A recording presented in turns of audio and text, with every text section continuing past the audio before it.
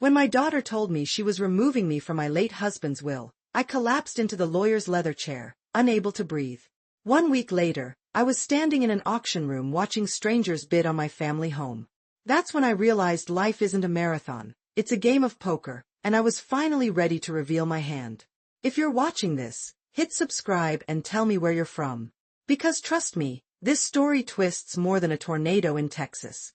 I used to be Helena Warner, respected community leader, devoted wife of 42 years, and proud mother of Anna, my only child. Our Tudor-style mansion on Oakwood Drive was the crown jewel of our small town. I hosted the charity galas everyone fought to attend. My husband Richard built his investment firm from nothing into a regional powerhouse. We were that perfect family everyone envied. Or so I thought. It started on a Tuesday. The kind of perfect spring morning that fools you into thinking nothing bad could possibly happen. I was arranging peonies for my granddaughter's birthday party when my phone rang. Mr. Warner, this is Jeffrey Pierce from Pierce Associates. I need to see you immediately regarding your husband's estate. Is something wrong? I asked, pruning shears still in hand. I'd rather not discuss this over the phone. Could you come to my office at 2 o'clock? My stomach tightened. Richard had been gone 6 months. His will had been clear, everything to me, then to Anna after I passed. Richard and I had built everything together. 42 years of marriage, supporting him through law school, helping him network, entertaining clients in our home.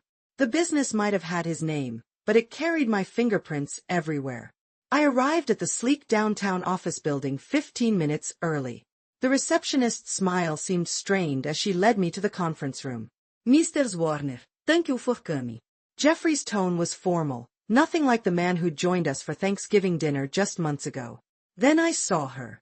Anna. My beautiful daughter sat rigidly at the conference table, designer sunglasses hiding her eyes even indoors. She wouldn't look at me. What is going on? I asked, my voice suddenly thin. Jeffrey cleared his throat. There's been a development regarding Richard's estate. Script part separator ===. I need to inform you that Anna has successfully petitioned to execute a codicil to your husband's will, Jeffrey continued, sliding a document toward me.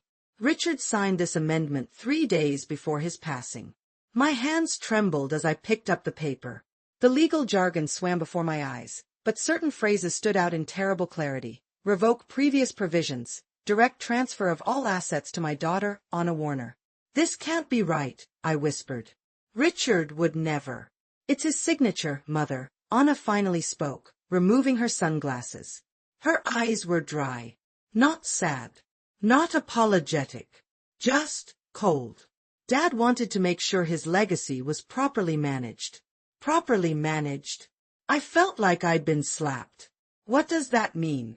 Jeffrey avoided my gaze. The document specifies that Warner Investments and all personal property transfer directly to Anna, with a small monthly stipend provided for your basic needs. Basic needs. My voice rose. That house is mine. I chose every fixture, planted every garden. It's being placed in trust, Anna interrupted. You can continue living there until arrangements are made for your alternative accommodations. Alternative accommodations? You mean you're evicting me from my own home? It's not personal, Mother. Anna's voice was flat, businesslike. It is what Dad wanted. I looked between them, these people I thought I knew.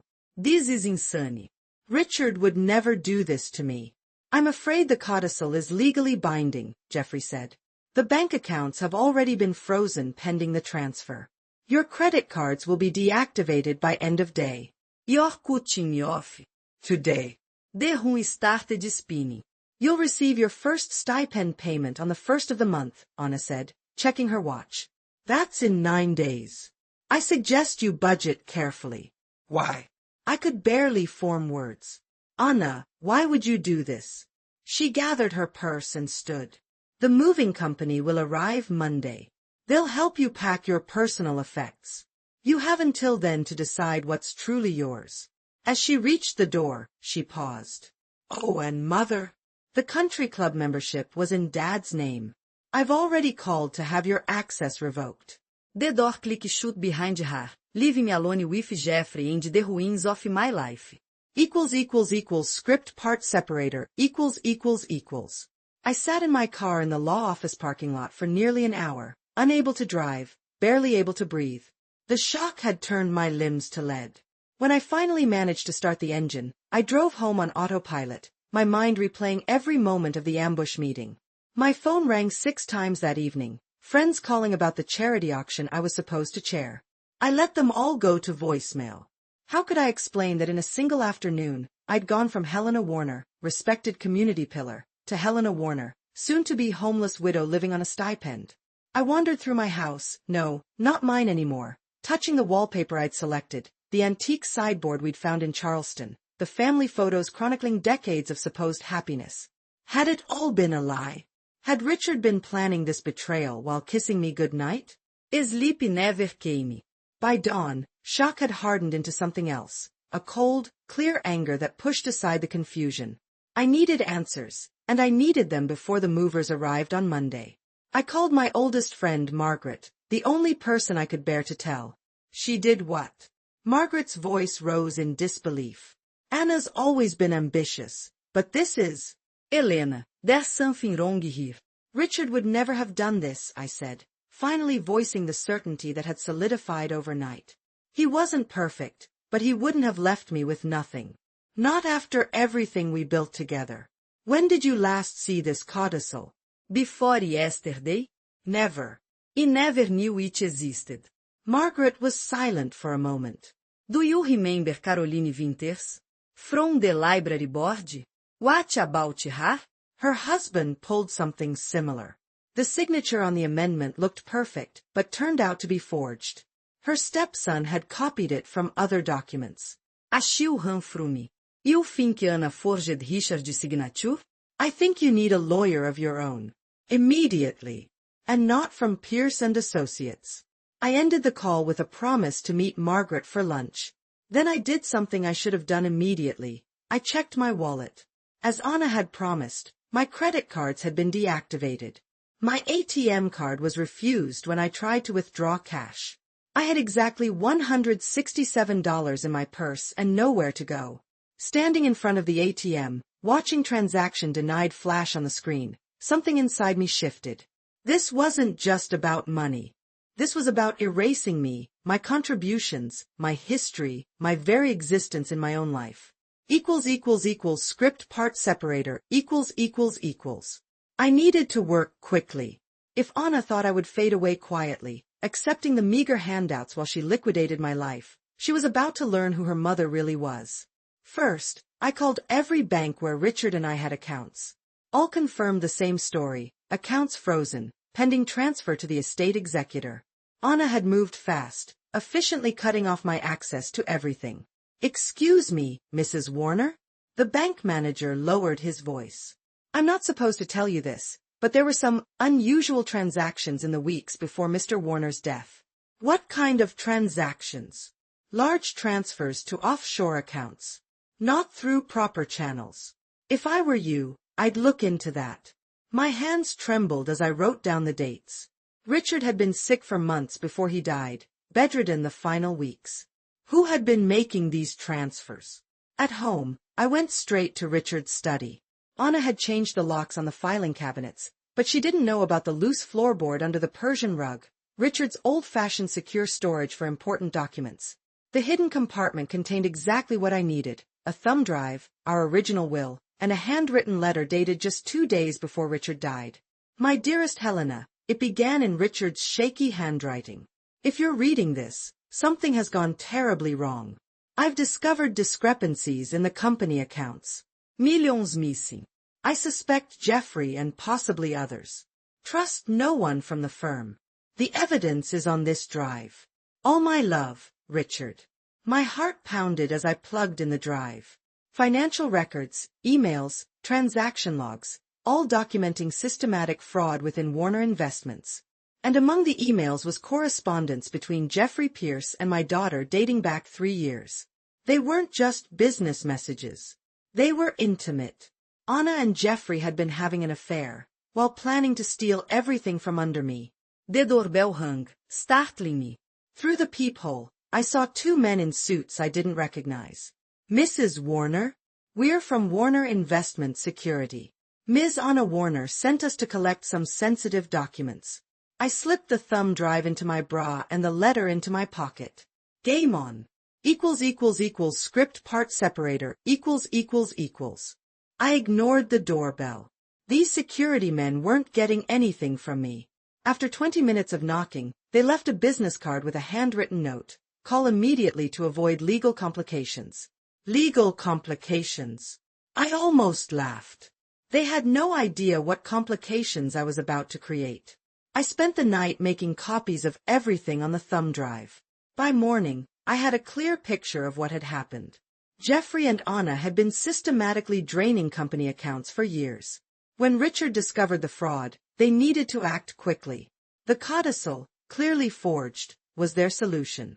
With me out of the way and Anna in control, they could cover their tracks permanently. But they hadn't counted on Richard's contingency plan, or on me. I called Margaret. I need somewhere to stay. And I need to meet your attorney friend. Pack a bag, she said without hesitation.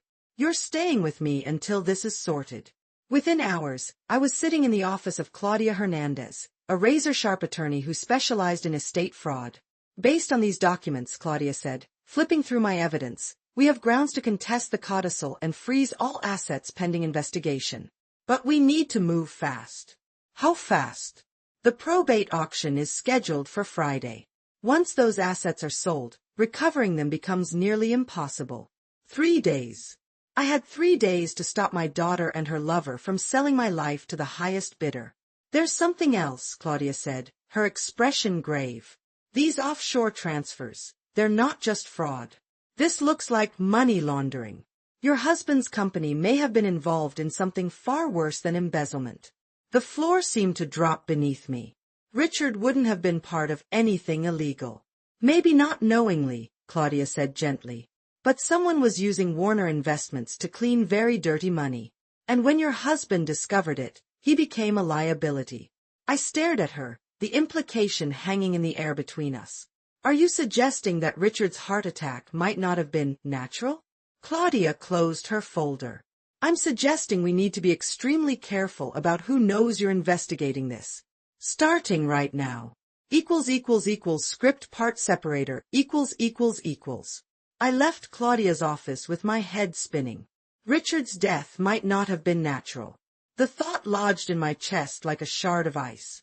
I remembered how suddenly his condition had deteriorated, how Anna had insisted on hiring a private nurse who limited my access to him in those final days. Back at Margaret's house, I locked myself in the guest room and spread the documents across the bed. I needed leverage, something immediate that would force Anna to back down before the auction. My phone rang. Unknown caller. Helena. It's Roberto. Richard's former business partner, who'd retired 3 years ago. I heard rumors about what's happening. Is it true they're auctioning the company assets on Friday? Roberto, thank God. Yes, Anna and Jeffrey Pierce have. Not on the phone, he cut me off.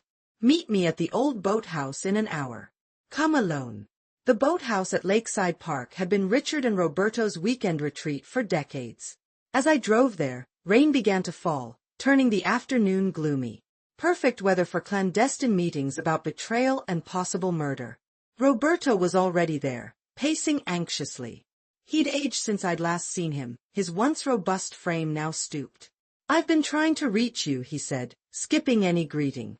They've changed all the office locks, security codes. No one from the old guard can get in. Anna's taken everything, Roberto. She claims Richard changed his will days before he died. Impossible. His voice was firm. Richard knew what they were doing. That's why he transferred controlling interest to you 3 weeks before he died. I stared at him. What are you talking about? I don't have controlling interest in anything. Roberto pulled out a folded document from his jacket.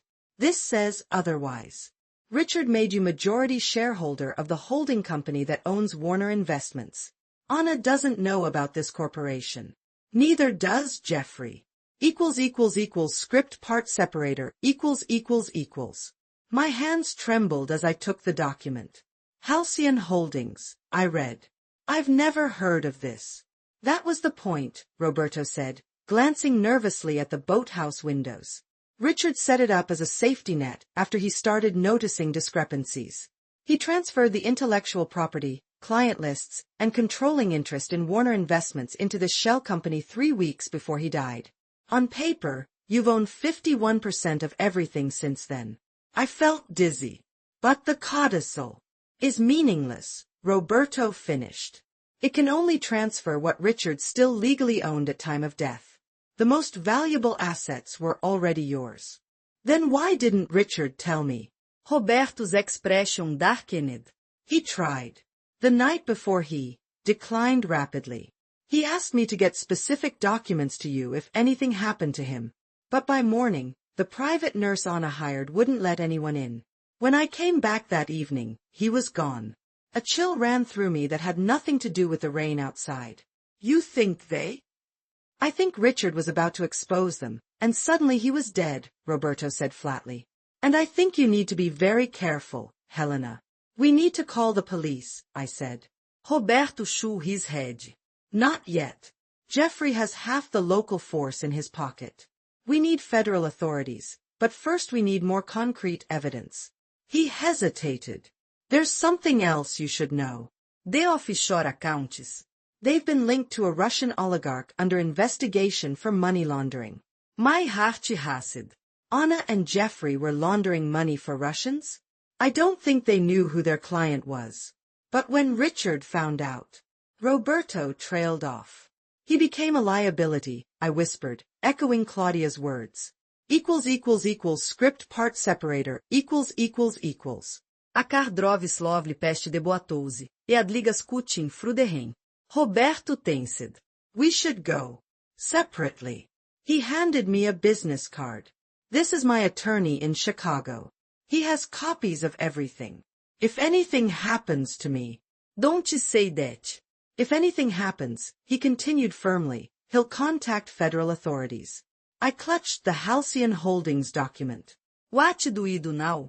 Attend the auction on Friday. Let them think they've won. I'll be there with reinforcements. As I drove back to Margaret's house, my phone rang. Anna's name flashed on the screen. After a moment's hesitation, I answered. Mother.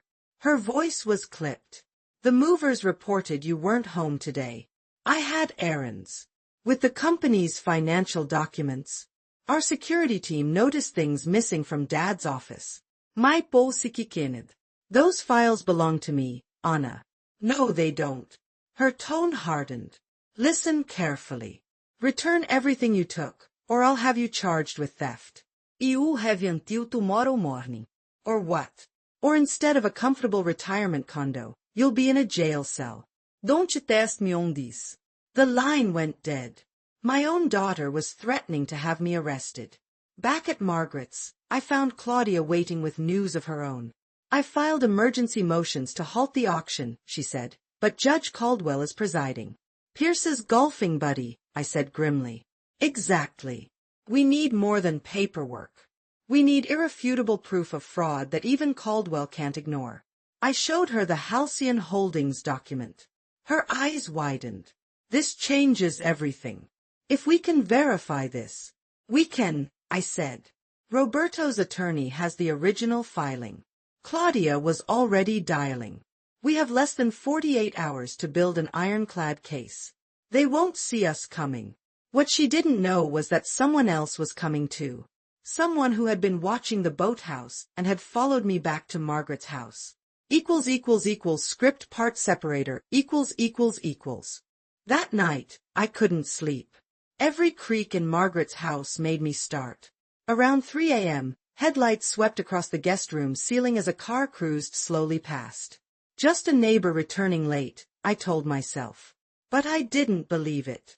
By dawn, I'd made a decision. I wouldn't hide and wait to be cornered. I would confront Anna directly. I arrived at our family home, no, her home now, just after 8 a.m.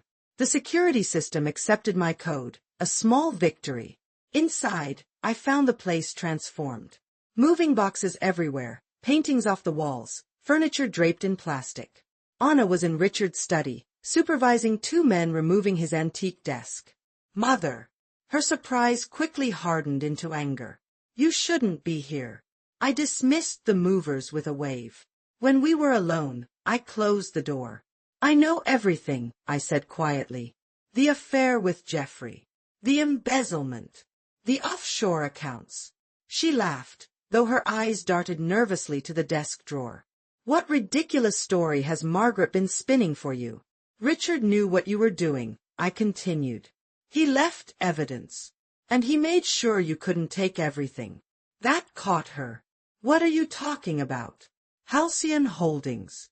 I watched the blood drain from her face. That's right. I'm the majority shareholder of Warner Investments. Have been for weeks.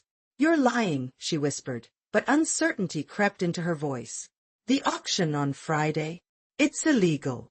You're selling property that isn't yours to sell. She regained her composure, straightening her shoulders. You have no proof. And even if this holding company exists, we'll contest it. Dad wasn't competent when he signed anything in those final weeks. Script part separator ===. That's why you kept me away from him. I stepped closer. To isolate him while you drained his accounts and prepared your forgery? It wasn't like that. For the first time, Anna's cool facade cracked. Dad wanted to dismantle everything he'd built. He was going to expose clients, ruin the firm's reputation. I was protecting his legacy. By stealing from him. By possibly, I could barely form the words, hastening his death? Anna's eyes widened. Is that what you think? That I killed my own father? The private nurse.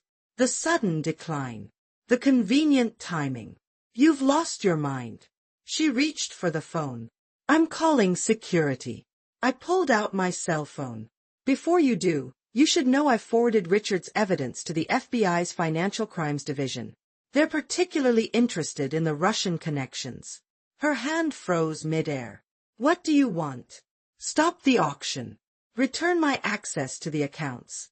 Resign from the company. Or what? You'll destroy the family name? Send your own daughter to prison? If necessary. She laughed bitterly.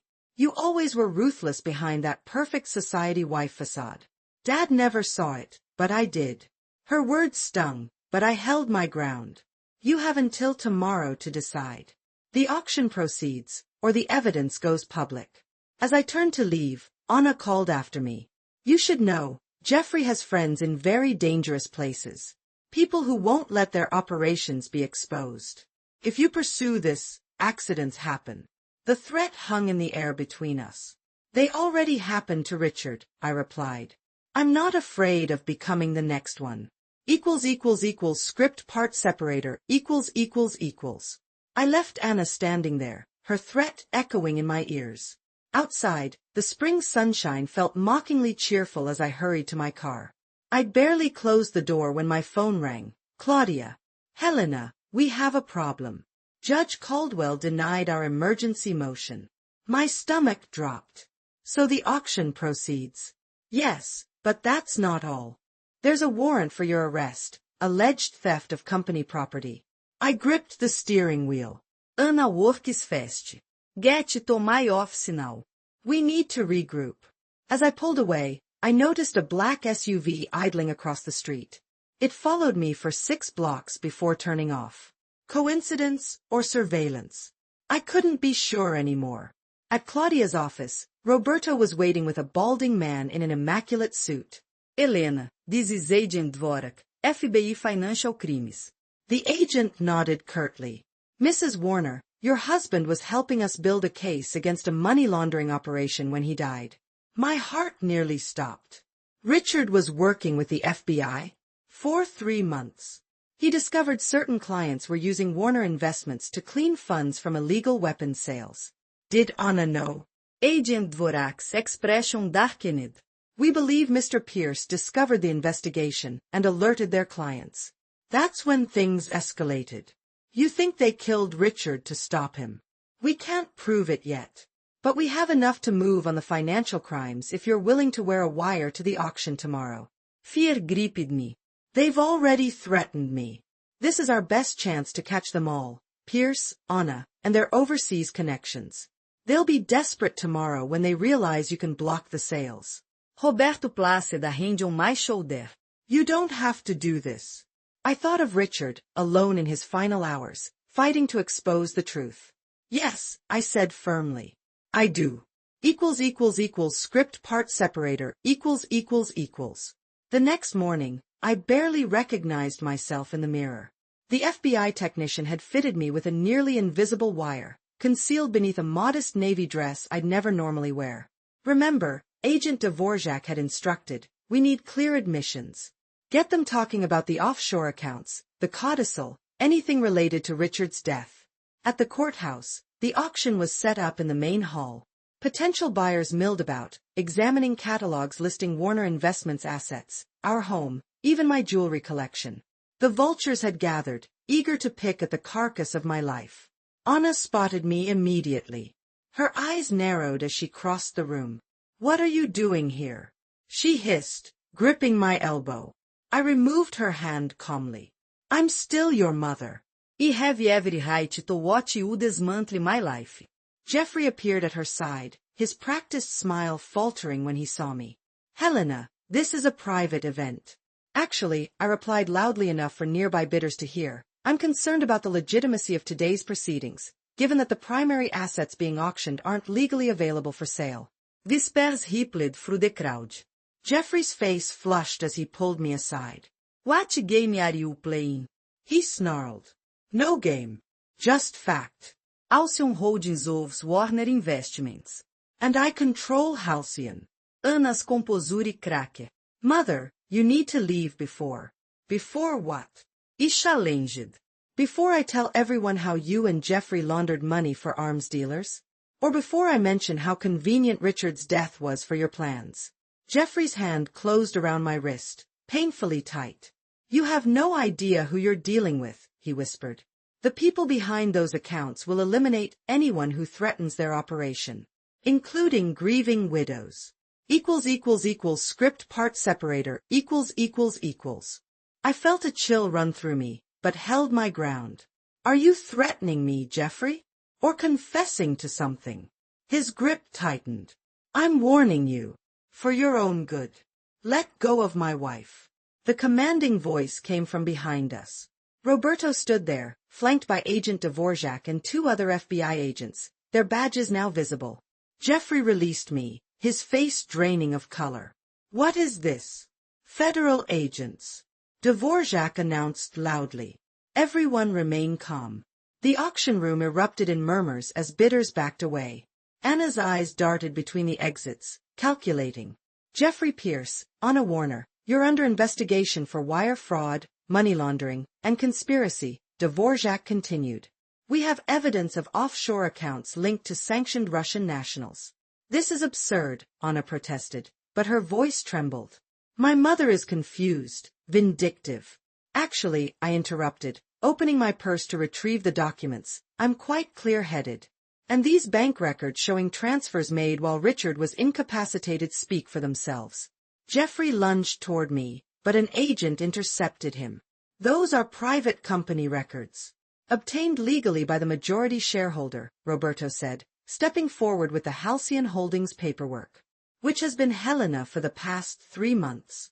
The color drained from Anna's face as she realized the trap had closed. Mother, please, she whispered. You don't understand what's at stake. I understand perfectly, I replied. You chose money over family. Greed over loyalty.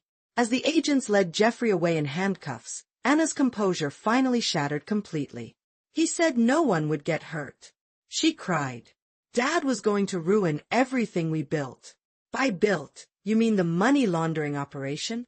I asked, my voice carrying clearly to the FBI agents. Anna's eyes widened as she realized her mistake. I didn't know about that part at first, she stammered. Jeffrey handled the client relationships. By the time I understood what was happening, we were in too deep. And Richard's death? I pressed, my heart pounding so hard I feared the wire would pick it up. Did you plan that too? No. She looked genuinely horrified. Dad's heart was already failing. We just... Jeffrey arranged for a nurse who would keep him comfortable. Very comfortable. With medication that accelerated his decline, Agent Dvorak finished. We've already questioned the nurse. She's cooperating. As they led Anna away, she looked back once.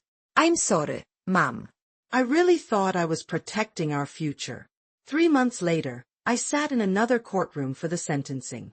Jeffrey received 20 years for fraud, money laundering, and criminal conspiracy in Richard's death. Anna, after cooperating fully with authorities, received 8 years. When they let her out, our eyes met briefly. In that moment, I saw not the cold, calculating woman who had tried to destroy me, but glimpses of the little girl who once ran to me with skinned knees and broken toys, expecting me to fix everything. Some things can't be fixed. Warner Investments was restructured, with Roberto returning from retirement to help me clean up the company. The FBI recovered most of the laundered funds. I kept our home, though it felt empty now, haunted by memories both beautiful and painful. One evening, as I sat in Richard's study reviewing quarterly reports, Margaret arrived with dinner and news. Anna's asking to see you, she said gently. I stared at the prison visitation request form, my emotions turbulent. Will you go? Margaret asked. I folded the paper carefully. Not yet. Maybe someday. That night, I stood before the mirror, studying the woman reflected there. No longer naive, no longer broken. Scarred, yes, but stronger. The woman Richard had trusted with his legacy. I kept my promise. I whispered to his memory. I protected what we built. Outside, spring had returned to Oakwood Drive. I planted new roses where the old ones had withered. Life continues, even after betrayal, even after loss. The future was mine to rebuild, on my terms. This time, with my eyes wide open.